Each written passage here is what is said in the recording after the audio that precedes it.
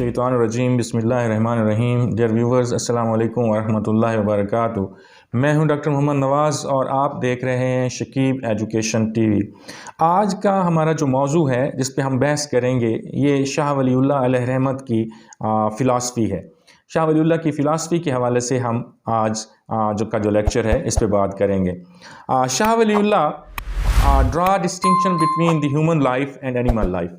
सबसे पहले शाह वलीउल्लाह की जब हम फ़िलासफ़ी को देखते हैं तो उन्होंने सबसे पहले जो काम किया, उन्होंने हमें बताया, अपने पढ़ने वालों को ये बताया कि इंसानी ज़िंदगी और जानवरों की ज़िंदगी में बुनियादी फ़र्क क्या है।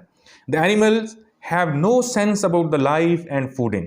उनका कहना यह है कि इंसान जानवर जो हैं उन्हें ना अपनी ज़िंदगी गुजारने का कोई सेंस है और ना ही उन्हें अपनी खुराक का कोई सेंस है, ना ही उन्हें कोई अपनी क्लॉथिंग का सेंस है। लेकिन वो खाते भी हैं, वो ज़िंदगी भी गुजारते हैं और दूसरे जो अमाल हैं उनको भी सर अंजाम देते हैं। फिर ये सारी चीज़ें उनको कौन बताता है? तो उनका कहना है कि ये उनको नेचर बताती है। ये सारी फूडिंग के हवाले से और बाकी जो मामलात हैं उनके हवाले से, ज़िंदगी के हवाले से उन्हें नेचर इस हवाले से मुतला करती है, बताती है कि कैसे उन्होंने ज़िंदा रहना है, how to live, how to have a food and how to generate. यानी उन्होंने अपनी नस्ल को आगे कैसे बढ़ाना है, रिप्रोडक्शन कैसे करनी है, ये उन्हें फितरत की तरफ से इन चीज़ों का पता होता है। वो खुद इस चीज़ का सेंस नहीं रखते। Shah Waliullah says that the human have the sense of life, food and generation. लेकिन at the other side, on the other side, Shah Waliullah का कहना यह है कि इंसान जो है ये खुराक के हवाले से भी सेंस रखता है कि उसे क्या खाना है, उसे क्या पसंद है। क्लॉथिंग के हवाले से भी उसे सेंस है, वो समझता है, अंडरस्टैंड कर सकता है चीज़ों को। और इसके अलावा उसे ज़िंदगी के तमाम जो मामलात हैं उनके हवालों से उसको सेंस है, वो अंडरस्टैंड करता है, वो लॉजिकल है, वो रेशनल है। तो इसलिए वो चीज़ों को समझता है और उसे ये भी पता है कि उसने आगे अपनी नस्ल जो है उसको कैसे बढ़ाना है, उसकी जनरेशन जो है उसने कैसे ग्रो करना है। And for this purpose, Shah Waliullah says, for this purpose they have to cooperate with each other. अब ये जो सेंसेस हैं ज़िंदगी गुजारने के हवाले से, क्लॉथिंग के हवाले से, दूसरी जो फूडिंग की ज़रूरियात हैं, नेसेसिटीज़ ऑफ लाइफ हैं, उनको फुलफ़िल करने के हवाले से इंसान इस सब चीज़ों को अंडरस्टैंड करता है और ये पता है उसको कि ये सारी चीज़ें एक इंडिविजुअल जो है उसको फुलफ़िल नहीं कर सकता। They have to cooperate with the other fellows. तो उसे अपने दूसरे जो इंसान हैं, साथी हैं, उनसे कोऑपरेट करना पड़ता है और तभी वो अपनी ज़रूरियात ज़िंदगी जो है उनको पूरा कर सकता है।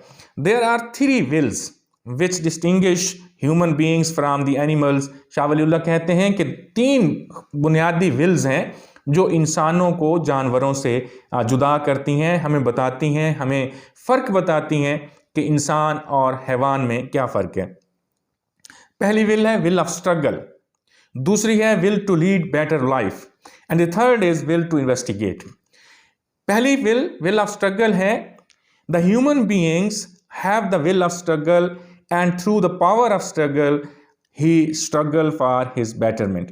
यानी जो इंसान है उसके पास ये विल ऑफ स्ट्रगल है और इसी विल ऑफ स्ट्रगल के ज़रिए, ये जो पावर है स्ट्रगल की, इसके ज़रिए वो अपनी ज़िंदगी को बेहतर करने की कोशिश करता है। दूसरी उसके पास पावर है will to lead better life. Every human being have the will to lead a better life then the present life with regard the fooding and lodging. यानी हर शख्स जो है वो बेहतर ज़िंदगी गुजारना चाहता है, जो उसकी मौजूदा ज़िंदगी है उससे वो अपने आप को मज़ीद बेहतर करना चाहता है, अपनी बेहतर लाइफ को मज़ीद इम्प्रूव करना चाहता है, बेहतर करना चाहता है इन सेंस ऑफ फूडिंग। अच्छा खाना खाना चाहता है, जो अब है उससे वो बेहतर खाना खाना चाहता है। लॉजिंग जो है वो भी पहले से अब से वो बेहतर चाहता है, खुराक बेहतर चाहता है, रिहाइश बेहतर चाहता है, प्रोटेक्शन बेहतर चाहता है, शेल्टर बेहतर चाहता है। तो वो तमाम ज़रूरियात ज़िंदगी जो हैं उसके पास होती तो हैं, लेकिन वो उनमें इम्प्रूवमेंट चाहता है, उनमें बेहतरी चाहता है। He wants better fooding and lodging then the present one. जो उसके पास है उससे वो बेहतरी चाहता है, इम्प्रूवमेंट चाहता है। और तीसरी विल जो है वो विल टू इन्वेस्टिगेट है, तहकीक करने की ताकत, तहकीक करने की, इन्वेस्टिगेट करने की जो ख्वाहिश है। Every human being have the will to lead better life then the present life with regard the fooding and clothing and the other aspects of life. But how? इसके लिए उसे इन्वेस्टिगेट करना पड़ता है, उसे चीज़ों को समझना पड़ता है. Every human being have automatically the will of investigation, and he by using this will of investigation he investigates the different things and phenomena. वो इनको देखते हुए वो मुख्तलिफ जो मसाइल हैं उनके हल को तलाश करने के लिए और अपनी खुराक को, अपनी ज़रूरियात को बेहतर से बेहतर करने के लिए वो रिसर्च करता है, इन्वेस्टिगेट करता है. क्यों इन्वेस्टिगेट करता है? क्योंकि वो लॉजिकल है, उसके पास लॉजिक है, उसके पास रैशनल है, वो सोच सकता है, वो समझ सकता है, वो इन्वेस्टिगेट कर सकता है, वो कंपेयर कर सकता है, वो एनालिसिस कर सकता है. तो दैट इज़ द डिफरेंस. ये चीज़ जो है, ये जो इन्वेस्टिगेशन की विल है, ये जानवरों में नहीं होती. वो कुछ भी इन्वेस्टिगेट नहीं कर सकते, तहकीक नहीं कर सकते. According to Shah Waliullah, the human being consolidate there Wills for the purpose he has to cooperate with other, which will result in formation of society. Shah Waliullah कहते हैं कि ये जो विल्स हैं, इनको कोऑर्डिनेट करने के लिए, इनको कंसोलिडेट करने के लिए इंसान को एक दूसरे से कोऑपरेट करना पड़ता है, एक दूसरे के करीब आना पड़ता है, और यही कुर्बत मुआशरे की, सोसाइटी की डेवलपमेंट का सबब बनती है. अब हम आते हैं जी शाह वलीउल्लाह का जो कॉन्सेप्ट है सोसाइटी के बारे में. क्या कहते हैं Shah Waliullah? Says that the human being felt the need to lead a collective life for the security of his life and his generation and for meeting the requirement of life.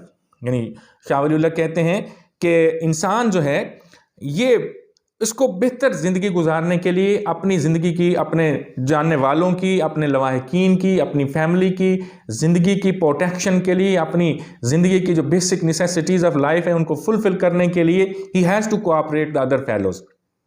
उसे अपने security के लिए, उसे अपनी तहफ़्फ़ुज़ के लिए, अपनी बका के लिए उसे दूसरों से कोऑपरेट करना पड़ता है. और एक और वजह भी है जिसके लिए वो कोऑपरेट करता है, for the generation, for the reproduction, for the enhancement of their race, of their family, of their tribe.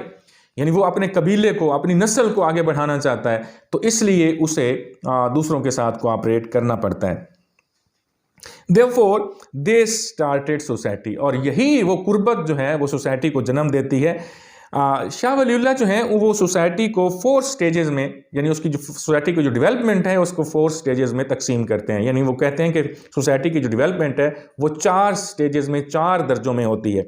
The first stage is, at this stage there are assembly of people like animals. ये पहली जो stage है, इसमें लोग, इंसान ऐसे ही होते हैं जैसे जानवर एक दूसरे के साथ रहते हैं, बिल्कुल इंसान भी इसी तरह एक दूसरे के साथ रहते हैं.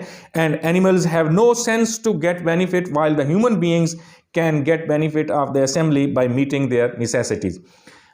रहते तो ये जानवरों की तरह ही हैं, इनकी ये जो पहली स्टेज है इसमें कोई ज़्यादा डिफरेंशिएशन नहीं होती, लेकिन जानवर जो हैं वो इन चीज़ों को नहीं समझते कि इस असेंबली से, इस गैदरिंग से वो क्या बेनिफिट ले सकते हैं. लेकिन इस वक्त का इंसान जो है, वो पहली स्टेज का इंसान जो है, वो ये समझता है कि इस गैदरिंग से, इस असेंबली से कुछ बेनिफिट लिए जा सकते हैं. वो अंडरस्टैंडिंग जो है उसके पास है. Second stage, the human being begin to learn about things and to search out the method to complete their wills and to achieve the objective.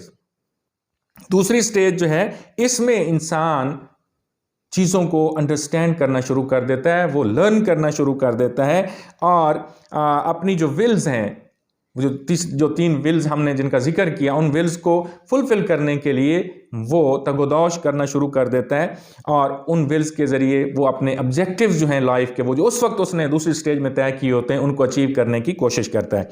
At this stage they learn the art of reasoning, earning and financing. ये वो stage है जिस stage पे इंसान जो है वो जो आर्ट है लर्निंग का, रीजनिंग का और फाइनेंसिंग का, उसको वो सीखता है. थर्ड स्टेज के वो शाह वलीउल्लाह थर्ड स्टेज के बारे में कहते हैं कि at this stage the assemblies of the people is converted into the political organisation. तीसरी स्टेज में वो जो असेंबलीज है, वो जो असेंबली है लोगों की, वो जो लोगों का इकट्ठ है, वो जो गैदरिंग है, अब वो एक पॉलिटिकल ऑर्गेनाइजेशन की शक्ल इख्तियार कर लेती है. The human being do the new experiment bye forming the organization which prevents the bad habits of the people and purifies the society by punishing the cheaters and wrongdoers. یعنی یہ جو political organization ہے یہ society کے اندر جو wrong doers ہیں، جو evil cheaters ہیں اور جو ایول میکرز ہیں، ان کو پنشمنٹ کے ذریعے ان کو ایسے کام کرنے سے روکتے ہیں اور سوسائٹی کو پیوریفائی کرتے ہیں، پاک کرتے ہیں ایسے دھوکے بازوں سے، ایسے غلط کاروں سے. تو اس سوسائٹی کے تیسری اسٹیج پہ پولیٹیکل آرگنائزیشن جو ہے وہ وجود میں آ چکی ہوتی ہے. فورتھ اسٹیج جو ہے، اس اسٹیج میں all human organizations and political units are merged into society. اب اس سوسائٹی کے اس اسٹیج، فورتھ اسٹیج ہے، اس میں تمام جو پولیٹیکل آئیڈینٹیز اس وقت ڈیولپ ہو چکی ہوتی ہیں، آرگنائزیشنز اس وقت ڈیولپ ہو چکی ہوتی ہیں سوسائٹیز کے مختلف حصوں میں، اور مختلف سوسائٹی کے جو سیگمنٹس ہیں وہ مختلف پولیٹیکل آرگنائزیشن کو اسٹیبلش کرتے ہیں. تو وہ ساری کی ساری اب ایک دوسرے میں مرج ہو جاتی ہیں، اکٹھی ہو جاتی ہیں. Small cities are converted into countries and into the states. چھوٹے چھوٹے جو گاؤں تھے، جو شہر تھے، جو اپنے لیول پہ آرگنائز تھے، اب وہ بڑے بڑے ملکوں میں اور ریاستوں میں ریاستوں میں بدل جاتے ہیں. which are able to defend themselves. اور جب یہ بڑے ہو جاتے ہیں تو پھر یہ اس قابل ہو جاتے ہیں کہ اپنی ریاست کو اور اپنی انڈیویجویلٹی جو ہے اس کو اور اپنے ریاست کے لوگوں کو وہ بچا سکیں، پروٹیکٹ کر سکیں. The need of an organized government was felt. At this stage, the need of the organized government is also felt. یہ وہ سٹیج ہے، چوتھی سٹیج، جہاں پہ آپ ایک organized system of government کی ضرورت محسوس ہوتی ہے. The structure of the government was very simple, but the people used to nominate a person as the head of the government. یعنی یہ جو ابتدائی سٹیج ہے، اس سٹیج میں ایک آرگنائزڈ گورنمنٹ کی ضرورت محسوس ہوتی ہے، لیکن یہ جو گورنمنٹ ہے اس کا سٹرکچر انتہائی سادہ ہوتا ہے اور اس میں لوگ جو ہیں وہ کسی ایک شخص کو اپنا رولر جو ہے وہ نامینیٹ کر دیتے ہیں. which used to provide the security and to maintain law and order. اور جس کا کام یہ ہوتا ہے، جس نے یہ کام کرنا ہوتا ہے کہ وہ لوگوں کی عزت، جان و مال کا تحفظ کرے، امن امان کی جو سچویشن ہے، یہ صورتحال ہے، اس کو اپنے کنٹرول میں رکھے. اب یہ جو شخص ہے اس کو شاہ ولی اللہ سلطان کا نام دیتا ہے. سلطان جو ہے، جو بھی شخص سلطان بنے گا، جس کو نامینیٹ کیا جائے گا یا جو بھی وہ آگے بتایا گا کہ اس کو الیکٹ کرنے کے یا اس کو سلیکٹ کرنے کے کیا طریقہ کار ہے، نامینیشن کے کیا طریقہ کار ہے، اس پہ بھی بات ہوگی. تو اس کی کوالٹیز کی بات کرتے ہیں، اس کی کوالیفیکیشنز کی بات کرتے ہیں شاہ ولی اللہ کہ وہ کیسا ہونا چاہیے جس کو حکمران بننا چاہیے. پہلی بات، he should bear good moral character so that he can improve the moral of the people. اس کو ایک اچھے کردار کا مالک ہونا چاہیے تاکہ وہ لوگوں کے کردار کو امپروو کر سکے، ان کی جو کردار ہے اس کو بہتر کر سکے. دوسری بات، he must be courageous and brave so that he could defend the territories of the state. اس کو بہادر اور حوصلہ مند ہونا چاہیے تاکہ وہ اپنی ریاست کی سرحدوں کی حفاظت کر سکے، اس ریاست کو اندرونی اور بیرونی تمام قسم کے جو تھریٹس ہیں ان سے محفوظ رکھ سکے. تیسری بات، he must be wise and intelligent یا intellectual so that he can understand the affairs of the state and provide vision to the nation. اس کو صاحب علم ہونا چاہیے، اس کو انٹلیکچوئل ہونا چاہیے، دانا ہونا چاہیے، عقل مند ہونا چاہیے تاکہ وہ اپنی ریاست کے جو لوگ ہیں ان کی حقیقی معنوں میں جو ان کے افیئرز ہیں اسٹیٹ، اور خاص طور پر جو اسٹیٹ کے افیئرز ہیں ان میں رہنمائی کر سکے. He must belong to a noble family so that he can enhance prestige of the people and the state. اس کا تعلق ایک نوبل فیملی سے ہونا چاہیے، ایک باکردار گھرانے سے ہونا چاہیے، ایک شریف خاندان سے ہونا چاہیے، ایسے خاندان سے جس کی ریپوٹیشن جو ہے وہ بڑی اچھی ہو، اس خاندان سے اس کا تعلق ہونا چاہیے تاکہ جب ایسا کوئی شخص ریاست کی سربراہی کرتا ہے، اسٹیٹ کا سربراہ بنتا ہے، تو اس سے اسٹیٹ کی عزت اور وقار میں بھی اضافہ ہوتا ہے اور اس کے ساتھ ساتھ قوم کی جو نیشن ہے اس کی عزت اور وقار میں بھی اضافہ ہوتا ہے. He must be a male. اس کو مرد ہونا چاہیے. شاہ ولی اللہ عورت کو یہ حق نہیں دیتے کیونکہ وہ سمجھتے ہیں کہ عورت کی یہ کیپیسٹی ہی نہیں ہے، اس میں یہ کیپیبلٹی ہی نہیں ہے کہ وہ اسٹیٹ کے افیئرز جو ہیں ان کو ہینڈل کر سکے، ان کو وہ چلا سکے.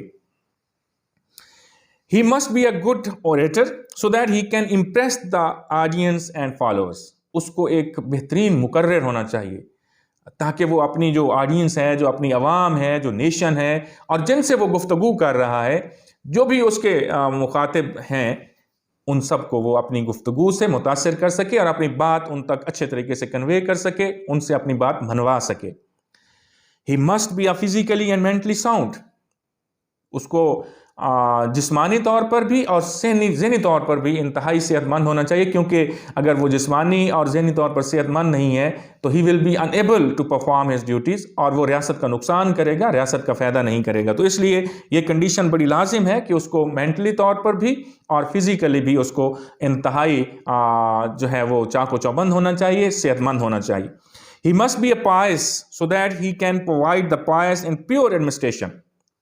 اس کو پاک صاف ہونا چاہیے، اس کے دامن پر کوئی اس کی سفید چادر جو ہے اس پہ کوئی داغ دھبا نہ لگا ہو، وہ ایک پاکیزہ کردار کا مالک ہو. سو اگر وہ خود پاکیزہ کردار کا مالک ہوگا تو پھر اس کی ایڈمنسٹریشن جو ہے، اس کا سٹائل آف ایڈمنسٹریشن، اس کی ایڈمنسٹریشن کا جو وے آؤٹ ہے وہ بھی پھر پاکیزگی پر مشتمل ہوگا، اور اس میں کسی قسم کی کوئی برائی جو ہے جو ریاستوں میں اور جو سوسائٹیز میں ہوتی ہیں وہ نہیں ہو پائیں گی. He must have the foresightedness and wisdom so that he can give the future vision to his people.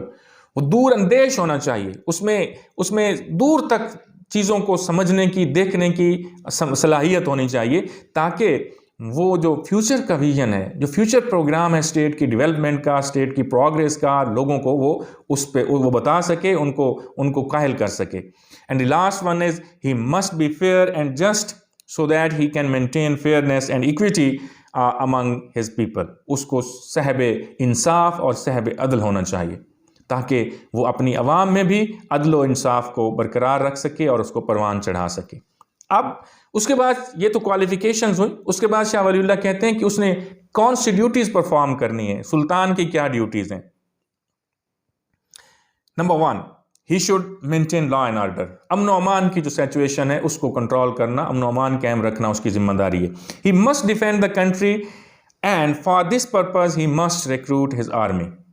اس کو اپنی ملک کی سرحدوں کی حفاظت کرنی ہے، اور ظاہری بات ہے اس کی حفاظت کے لیے اس کو آرمی کی ضرورت ہے، تو وہ ریکروٹ کرے، اچھے لوگوں کو بھرتی کرے، ان کو ٹرین کرے. تیسری بات، he must eliminate the vices and immoralities from the society.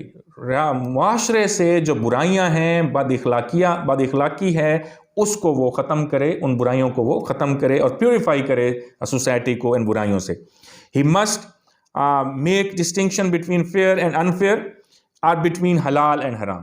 یعنی اس کو یہ لازمی کرنا ہے کہ وہ بتائے لوگوں کو، ڈسٹنکشن، تمیز کرے، فرق بتائے کہ کیا حرام ہے، کیا حلال ہے، کیا جائز ہے اور کیا ناجائز ہے. He must run good administration and he should appoint competent and capable people against the administrative positions. اس کی جو ایڈمنسٹریشن ہے وہ بڑی جاندار ہونی چاہیے، اچھے قسم کی ہونی چاہیے. اور ایڈمنسٹریشن اچھی کب ہوتی ہے؟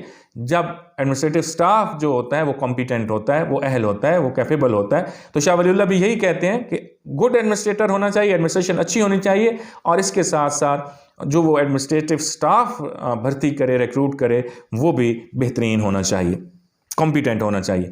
He must levy the appropriate taxes on the people.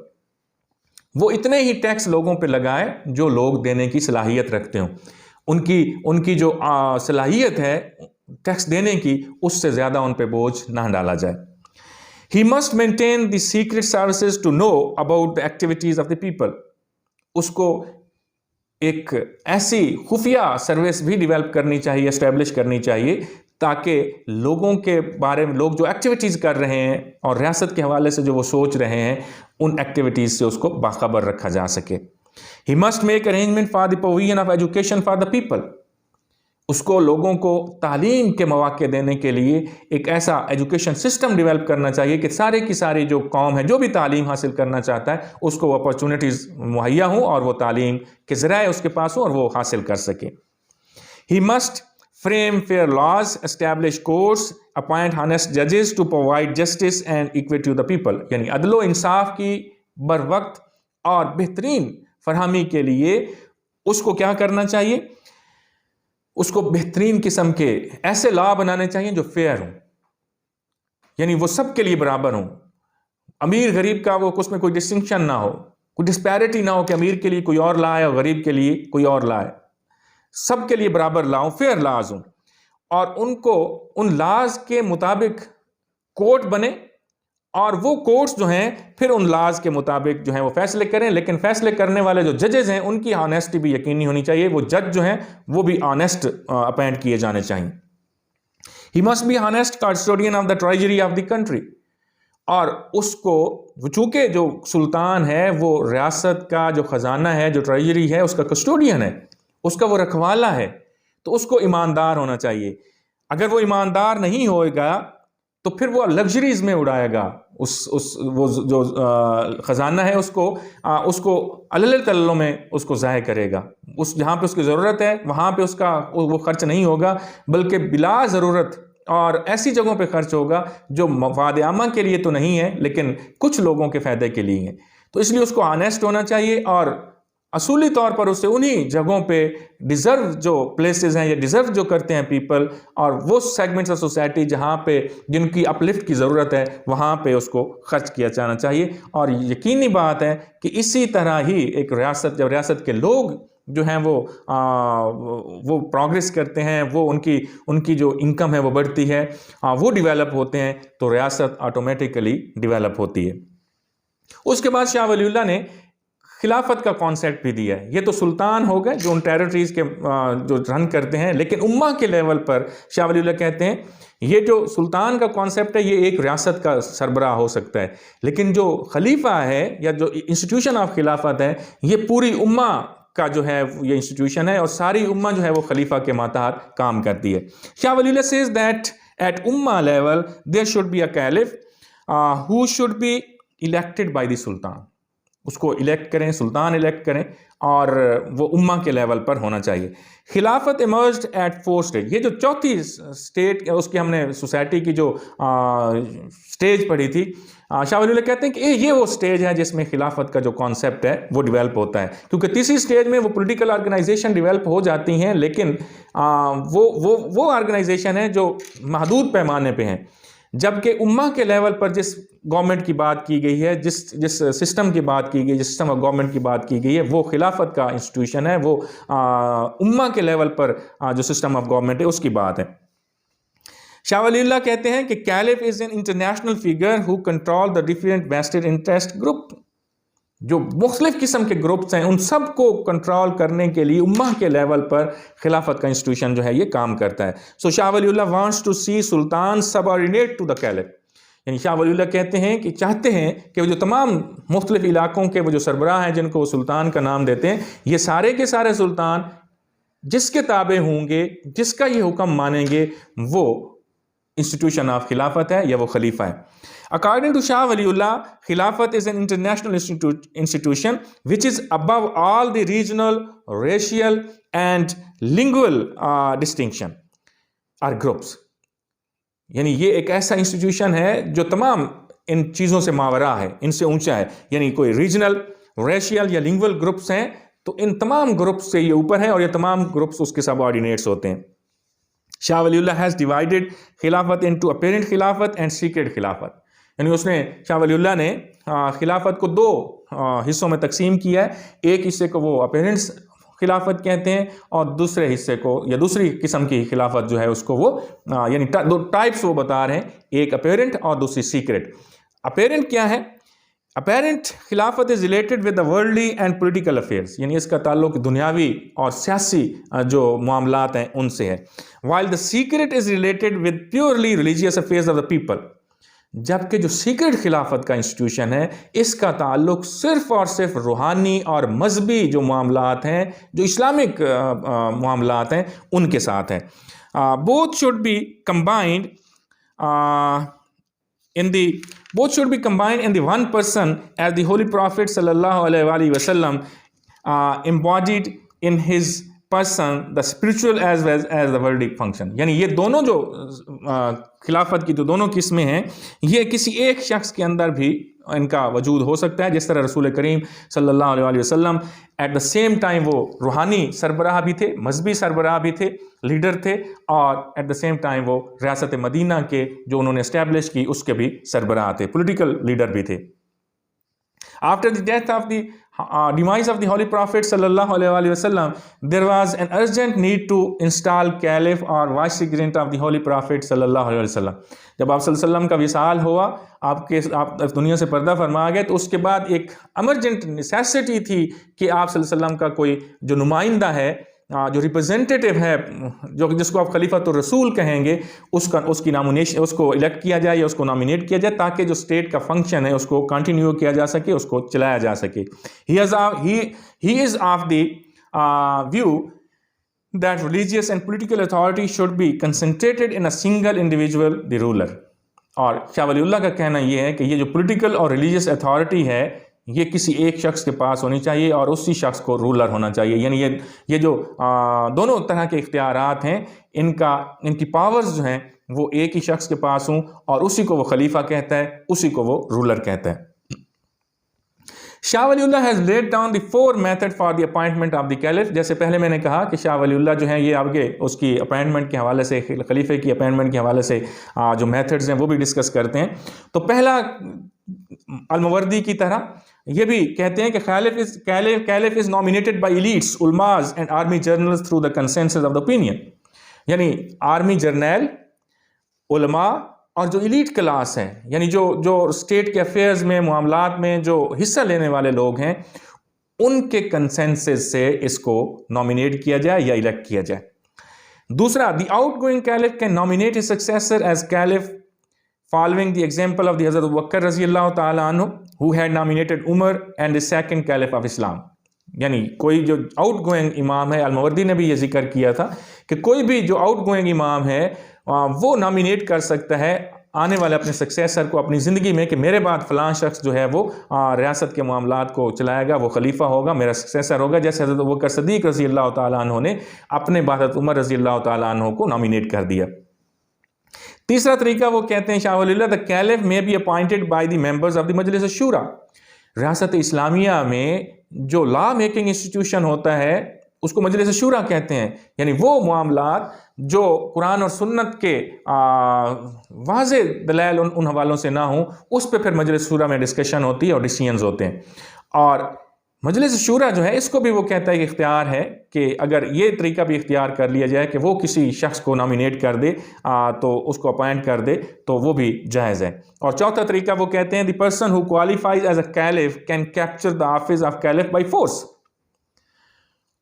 یہ وہ کہتے ہیں کہ اگر کوئی ایسا شخص جو تمام کریکٹرسٹکس اور کوالٹیز اینڈ کوالیفیکیشن رکھتا ہے خلافت کی انسٹیٹیوشن کی یا خلیفہ بننے کی، لیکن اس کے لیے مواقع نہیں ہے، تو وہ اگر طاقت اس کے پاس ہے تو بائی فورس بھی حکومت پر قبضہ کر سکتا ہے. تو یہ جو میتھڈالوجی ہے، یہ جو طریقہ کار ہے، یہ شاہ ولی اللہ نے دیا ہے. اس سے پہلے نہ ماوردی نے دیا ہے، نہ فارابی نے دیا ہے، اور کسی مسلمان مفکر نے، نہ ابن خلدون نے اس کا ذکر کیا، کسی نے بھی اس کا ذکر نہیں کیا. یہ شاہ ولی اللہ ہیں جو یہ کہہ رہے ہیں کہ اگر کوئی ایسا شخص جو کوالیفائی کرتا ہے خلافت کی انسٹیٹیوشن کے لیے، خلیفہ بننے کے لیے، تو وہ بائی فورس بھی، طاقت کے ذریعے بھی حکومت پر، خلافت پر یا اس پر قبضہ کر سکتا ہے. اس کے بعد شاہ ولی اللہ جو ہیں وہ خلافت کی، خلیفہ جو ہیں اس کی کوالیفیکیشن کا ذکر کرتے ہیں. جیسے پہلے ہم نے اس کی جو سلطان ہے اس کی کوالیفیکیشن کا ذکر کیا، موسٹلی وہی ہیں. فرسٹ، ہی مسٹ بی اے مسلم. خلیفہ ظاہری بات ہے چونکہ انسٹیٹیوشن ہی خلافت کا اسلامک انسٹیٹیوشن ہے تو اس کا مسلمان ہونا لازم ہے. اور اس پر تمام جو مکتبہ فکر کے علماء ہیں اور تمام جو مسلمان مفکرین ہیں، پولیٹیکل فلاسفر ہیں، سب کے سب اس بات پہ متفق ہیں کہ خلافہ کا جو انسٹیٹیوشن ہے اور جو خلیفہ مقرر ہوگا وہ مسلمان ہوگا. Second, he should be from the tribe of Quraysh. Shah Wali Allah کا کہنا یہ ہے کہ اس کو قریشی نسل ہونا چاہیے. The condition had been subject of controversy among the Muslim thinkers and Shah Wali Allah appears to agree with it. یہ جو بہت سارے مسلمان جو ہیں ان میں اس پہ کنٹروورسی ہے. کچھ قریشی جو ڈسینٹ ہے اس کو مانتے ہیں، کچھ کہتے ہیں تمام مسلمان جو ہیں اس کو. تو شاہ ولی اللہ کا نقطہ نظر یہ، کچھ اہل بیت کو اس کا حق دیتے ہیں، لیکن شاہ ولی اللہ کا کہنا یہ ہے کہ اس کو قریشی نسل ہونا چاہیے. تھرڈ، ہی شوڈ بی مجتہد having the ability to deduct logically solutions of the problem. اس کو لاجیکل ہونا چاہیے، اس کے اندر یہ ایبلٹی ہو کہ وہ پرابلمز کو تھرو دا ڈیڈکشن اور انڈکشن ان کو سالو کر سکے.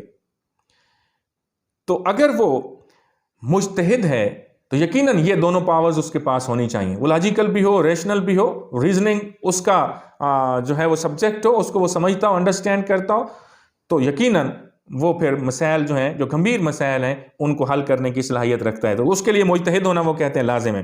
ہی should be physically and intellectually fit, اس کو فزیکلی بھی فٹ ہونا چاہیے اور انٹلیکچولی بھی فٹ ہو، یعنی ساؤنڈ ہو، اس میں کسی قسم کی کوئی جو ڈسیبلٹی ہے وہ اس کی باڈی میں یا اس کی انٹلیکٹ میں وہ نہ ہو، یعنی وہ ذہنی طور پر بھی اور جسمانی طور پر بھی صحت مند ہو۔ پانچویں بات وہ کہتے ہیں کہ he should be man of knowledge, صاحب علم ہو، اس کے پاس نہ صرف دنیاوی علوم، دینی علوم کا وہ ماہر ہو، بلکہ ایٹ دا سیم ٹائم وہ ٹیمپورل جو نالج ہے اس میں بھی مہارت رکھتا ہو، اس کا بھی ماہر ہو۔ He must have the foresightedness, having the insight into the interpretation and principles evolved by the predecessors.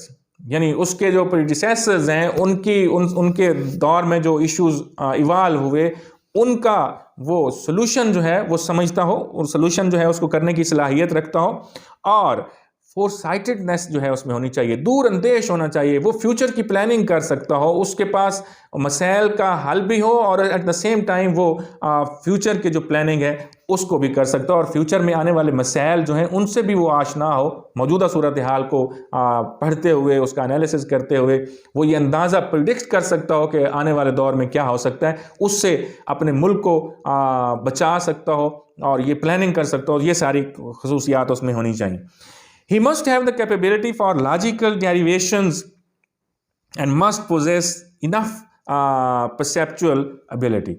وہی بات جو ہم نے پہلے بھی کی کہ اس میں جو لاجیکل ڈیریویشنز ہیں، یعنی وہ مختلف جو مسائل ہیں ان کا سلوشن جو ہے وہ لاجک کے ذریعے اس کو نکالنے کی صلاحیت رکھو، لاجیکل ہو، اور اپنی جو آبزرویشنز ہیں ان کی بنیاد پہ مختلف ایونٹس کو لاجیکلی جوڑ کے یعنی ان کا تجزیہ کر کے وہ مسائل کو حل کرنے کی پوزیشن میں۔ He must be brave and courageous and may be able to defend the territories of the country. جیسے پہلے ہم نے سلطان کی صورت میں دیکھا کہ اس کے پاس یہ صلاحیت ہونی چاہیے کہ وہ بہادر بھی ہو اور وہ courageous بھی ہو، وہ brave بھی ہو، حوصلہ مند بھی ہو، تاکہ وہ اپنے ملک کی سرحدوں کا تحفظ کر سکے۔ اس کے بعد ہے جی He must be war oriented and must have the ability to wage holy war against infidels. یعنی اس کو جنگ سے گھبرانے والا نہیں ہونا چاہیے، وہ وار اورینٹڈ ہونا چاہیے، اور اس میں یہ ایبلٹی ہو کہ جو اسلام کے دشمن ہیں، جو اسلامک اسٹیٹ کے دشمن، ان کے خلاف جو جہاد ہے اس کو وہ جہاد کو وہ امپلیمنٹ کر سکے، جہاد کر سکے۔ He must be people oriented and must have close understanding with the people. اس کو لوگوں کے ساتھ بھی اٹیچ ہونا چاہیے، کلوز ہونا چاہیے، تاکہ وہ لوگوں کے مسائل کو سمجھے پھر ان کو حل بھی کرے۔ 11th ہے جی he should be an adult male, اس کا میل ہونا ضروری ہے، فری ہونا ضروری ہے، غلام کو شاہ ولی اللہ اجازت نہیں دیتے۔ And man of sound judgment, یعنی مین ہو، مرد ہو، اور لیکن وہ مرد آزاد ہو، غلام نہ ہو، اور اس کے ساتھ ساتھ وہ جو مرد ہے وہ ساؤنڈ ججمنٹ رکھتا ہو۔ ہی ایکسکلوڈز دا وومن فرام دی کینڈیڈیسی، وہ جو کنڈیچر ہے، وہ جو خلافت کے یا خلیفہ جو ہے اس کے لیے وہ خواتین کو نااہل قرار دیتے ہیں، وہ اس قابل نہیں سمجھتے۔ 12واں یا 12th ہے جی he should have the educate wealth in order to fulfil the religio political obligations so that he may be honest and trustworthy. اس کے پاس اس کو اتنا صاحب دولت ہونا چاہیے، اس کو اتنا ویلدی ہونا چاہیے کہ وہ اپنی تمام جو پولیٹیکل رسپانسبلٹیز ہیں، جو ابلیگیشنز ہیں ریاست کی طرف سے، ان کو آسانی سے نبھا سکے، کیونکہ اگر وہ اپنی جو ابلیگیشنز ہیں ان کو پرفارم کرنے کے لیے اسے دولت کی ضرورت ہوگی، وہ ریاست کے ٹریجری کی طرف دیکھے گا تو پھر کرپشن بھی ہوگی۔ تو لہٰذا اس کو وہ کہتے ہیں کہ اتنا دولت مند ہو کہ اپنی ضروریات زندگی، اپنی نیسیسٹیز آف لائف، اور اپنی جو بھی جس طرح کی زندگی وہ گزارنا چاہتا ہے اس کے پاس وہ وافر مقدار میں اتنی ہونی چاہیے جائیداد اور اتنی ویلتھ ہونی چاہیے کہ اس کو اسٹیٹ کی ٹریجری کی طرف دیکھنا نہ پڑے۔ اس کے بعد شاہ ولی اللہ خلیفہ جو ہے اس کی ڈیوٹیز کا ذکر کرتے ہیں۔ سب سے پہلی جو امپورٹنٹ ڈیوٹی ہے خلیفہ کی وہ ہے امپلیمنٹیشن آف شریعہ۔ خلافت کا انسٹیٹیوشن ہی بنیادی طور پر رسالت مآب صلی اللہ علیہ وسلم کا جو لایا ہوا سسٹم ہے، جو نظام ہے، جو شریعہ کا نظام ہے، اس کو دنیا میں اور اس کو ریاست اسلامیہ میں امپلیمنٹ کرنا ہے۔ It is the foremost duty of the caliph to implement the Sharia in totality. یہ نہیں ہے کہ کچھ اس کا حصہ تو امپلیمنٹ کر دے اور باقی نہ کرے، نہیں، in total as a whole شریعہ جو ہے اس کو امپلیمنٹ کرنا اس کی ذمہ داری ہے۔ He should implement the حدود اللہ and should not deviate from it under any pressure or interest. جو اللہ کی حدود یعنی وہ سزائیں جن کا تعلق جن کو قرآن اور سنت اور رسول کریم صلی اللہ علیہ وسلم کی زندگی سے ثابت ہیں، ان کو وہ بغیر کسی پریشر کے، بغیر کسی دباؤ کے ان کی ایسنس کے مطابق امپلیمنٹ کرے اور کسی سے وہ گھبرائے یا ڈرے نہیں۔ دوسری اس کی ڈیوٹی ہے implementation of common law. It is also the responsibility of the caliph to implement the common laws and to punish the violators of the laws. Common law وہ ہوتے ہیں جو ہماری روزمرہ کی زندگی کے مختلف معاملات جو ہیں ان کے حوالوں سے ہوتے ہیں، تو وہ کہتا ہے کہ ان کو بھی اس کو بڑی ان کی روح کے مطابق ان کو امپلیمنٹ کرنا چاہیے تاکہ کوئی بھی ان کو وائلیٹ نہ کر سکے، اور اگر کوئی کرتا ہے تو اس کو سزا ملے۔ He himself is not above the law but is subject to it. اور یہ نہیں ہے کہ خلیفہ جو ہے وہ تو چونکہ خلیفہ ہے، چونکہ وہ سربراہ ہے ریاست کا، تو اس لیے اس پہ کوئی لا جو ہے وہ اس پہ وہ انڈر لا نہیں آتا، نہیں۔ جو لا کسی کامن مین کے لیے وہی خلیفہ کے لیے بھی، اگر خلیفہ بھی کوئی غلط کام کرتا ہے تو he should also be punished according to that particular law which is established to counter any evil in the country. یعنی کوئی بھی جو لا ہے وہ اس صرف محض اس لیے نہیں کہ وہ لوگوں پہ تو امپلیمنٹ ہوگا اور خلیفہ چونکہ بڑا ہے تو اس پہ نہیں ہوگا، نہیں، ہر افیشیل، ہر خلیفہ جو بھی انڈر دا لا جو ریاست کا حصہ ہے وہ انڈر دا لا آئے گا، اور یہی رول آف لا ہوتا ہے، یہی جو قانون کی برتری ہے، قانون کا جو سب کے اوپر حاوی ہونا ہے وہ یہی ہوتا ہے کہ تمام، چاہے وہ بادشاہ ہو یا ایک غریب ہو، وہ سارے کے سارے انڈر دا لا ہوتے ہیں اور ایکول ہوتے ہیں۔ تیسری اس کی ڈیوٹی ہے maintenance of law and order. ریاست کا جو کیلف ہے اس کی یہ ذمہ داری ہے، رسپانسبلٹی ہے، اس کی ابلیگیشن ہے کہ وہ ریاست میں امن و امان کی صورتحال کو ہے اس کو برقرار رکھے۔ چوتھی چیز ہے ڈیفینڈنگ دا ٹیریٹریز، یہ بھی اس کی ذمہ داری ہے۔ It is very important duty of the caliph to defend the borders of the country. The caliph should be expert in all affairs relating to defense of the country. اس کو تمام جو affairs ہیں کنٹری کے defence کے حوالے سے ان کے بارے میں آگاہی ہونا چاہیے، ان میں اس کو مہارت ہونی چاہیے، کیونکہ اس کی رسپانسبلٹی ہے، بنیادی ابلیگیشن ہی اسی کی ہے کہ وہ ریاست کی سرحدوں کا تحفظ کرے۔ اور delivering equity and justice is also very important duty. دیکھیے، اگر کسی اسٹیٹ میں جسٹس نہیں ہوتی، اگر کسی اسٹیٹ میں ایکویٹی نہیں ہے تو وہ اسٹیٹ برقرار نہیں رہ سکتی، وہ اپنا وجود کھو دیتی ہے۔ حضرت علی رضی اللہ تعالیٰ عنہ کا کہنا ہے کہ کوئی بھی ریاست ظلم کے نظام پہ تو قائم رہ سکتی ہے، لیکن اگر وہاں پہ عدل نہیں ہوتا، انصاف نہیں ہوتا تو وہ ریاست کبھی قائم نہیں رہ سکتی۔ اسی لیے اسلامی ریاست کا یہ جو کیلف ہے اس کا یہ فرض ہے کہ وہ عدل و انصاف کا بول بالا کرے، ریاست میں ایکویٹی جو ہے اس کو پروان چڑھائے۔ To deliver equity and justice is also an important responsibility of the caliph. Caliph should be just and he should deliver justice to all the segments of the society without any discrimination and without any distinction. یعنی یہ نہیں ہے کہ justice جو ہے وہ محض چند لوگوں کے لیے ہے، جو امراء ہیں ان کے لیے تو نہیں ہے، اور جو غرباء ہیں ان کے لیے جسٹس کا اصول جو ہے وہ امپلیمنٹ ہوتا ہے لیکن باقیوں کے لیے نہیں ہوتا، نہیں، سب کے لیے انصاف ہوتا ہی تب ہے، رول آف لا ہوتی ہی تب ہے جب وہ سب کے لیے ایکول ہو، اس میں کسی قسم کی کوئی ڈسکریمنیشن اور ڈسٹنکشن نہ ہو کہ کسی غریب کے لیے تو اور لا ہے اور کسی امیر کے لیے اور لا ہے۔ حضرت رسول کریم صلی اللہ علیہ وسلم کی زندگی کا واقعہ کہ وہ جو فاطمہ نامی خاتون جو بڑے بااثر قبیلے سے خاتون کا تعلق تھا، اس نے جب چوری کی اور اس پہ چوری ثابت ہو گئی تو رسول کریم رحمۃ اللہ علیہ صلی اللہ علیہ وسلم نے اس کے خلاف حدود جو ہے اس کا کہا کہ اس کا ہاتھ کاٹ دیا جائے۔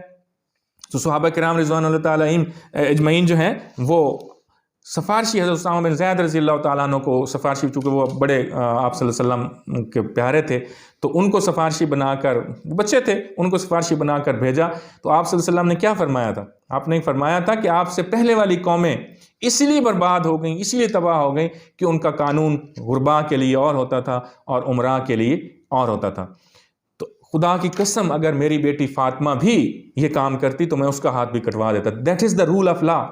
یہ ہے وہ اصول جو کسی ریاست کے سربراہ کو اپنانا چاہیے، اور خصوصی طور پر سلطنت اسلامیہ کا سربراہ جو ہے، چونکہ وہ خلیفہ جو ہے particularly he is representing the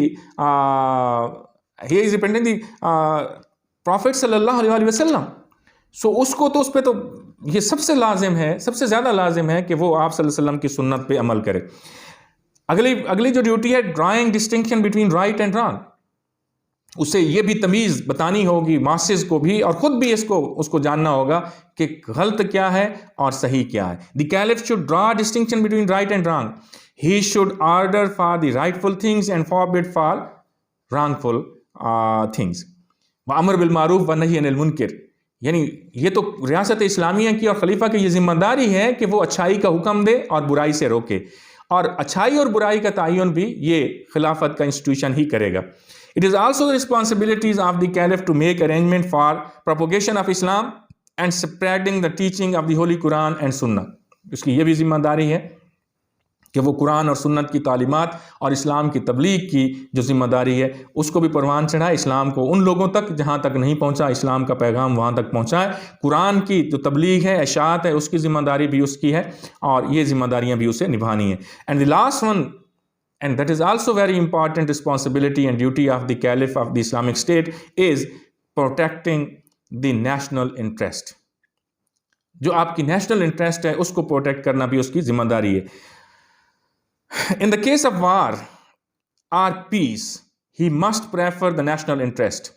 However, he can sacrifice the minor interest for major interest. یعنی اس کا یہ کام ہے، اس کی یہ ذمہ داری ہے کہ وہ جو نیشنل انٹرسٹ ہے اس کا تحفظ، جو قومی مفاد ہے اس کا تحفظ کرے.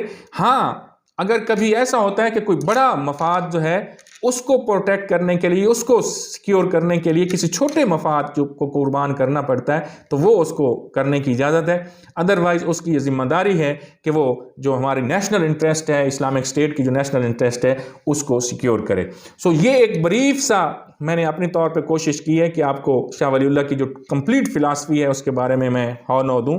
اور تھوڑا سا لیکچر لمبا ہو گیا، لیکن اس میں شاہ ولی اللہ جو ہیں ان کے حوالے سے تمام جو ان کی فلاسفی، خاص طور پر پولیٹیکل سائنس کے حوالے سے، اس پہ میں نے بات کی ہے، مکمل کی ہے.